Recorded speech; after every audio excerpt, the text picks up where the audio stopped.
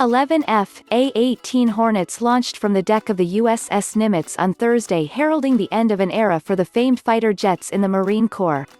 The flight to the Marine Corps Air Station Miramar's tarmac marked the last time the Marines would deploy with Hornets on an aircraft carrier. By 2028, most of the 3rd Marine Air Wing's pilots will fly the more stealth F-35B fighter jets. It also marked the end of an 11-month deployment to the Middle East and Africa for the USS Nimitz, its 5,000 sailors, and accompanying destroyers, which on Friday arrived at Naval Base San Diego. The 11 jets, part of Squadron VMFA-323 known as the Death Rattlers, appeared over the skies of Miramar in 2 formations, landing at exact intervals and then taxiing together in a line. Among the pilots was Lieutenant Col William Mitchell, the commanding officer of the squadron, who was the last to fly off the aircraft carrier. The Death Rattlers transitioned to the famed fighter jet in 1982.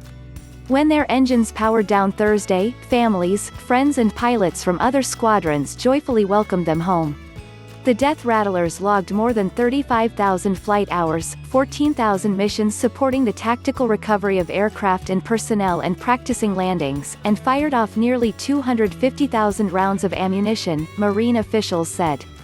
Also returning with the USS Nimitz were the destroyers USS Sterett and the USS Princeton and 2 other Navy helicopter squadrons based at Naval Air Station North that had deployed with the Carrier Air Group.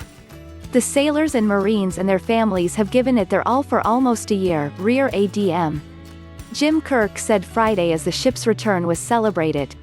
They successfully kept COVID out of the strike group beginning in April and stayed healthy throughout our time standing the watch for our nation. Kirk commended the service members for their hard work ensuring the crew's safety, health and readiness and credited the strike group for their contributions to security and stability in the Middle East, Africa and Western Pacific during periods of tension and transition. I am immensely proud of this team and all that they accomplished during this unprecedented deployment, he said. The 11-month deployment, almost double that of a typical Navy and Marine strike group deployment, was extended twice. While deployed, the strike group completed training operations with the Ronald Reagan and Theodore Roosevelt carrier strike groups and participated in the India-hosted multinational exercise, Malabar 2020, in the Bay of Bengal that also included the Japan Maritime Self-Defense Force and the Australian Navy.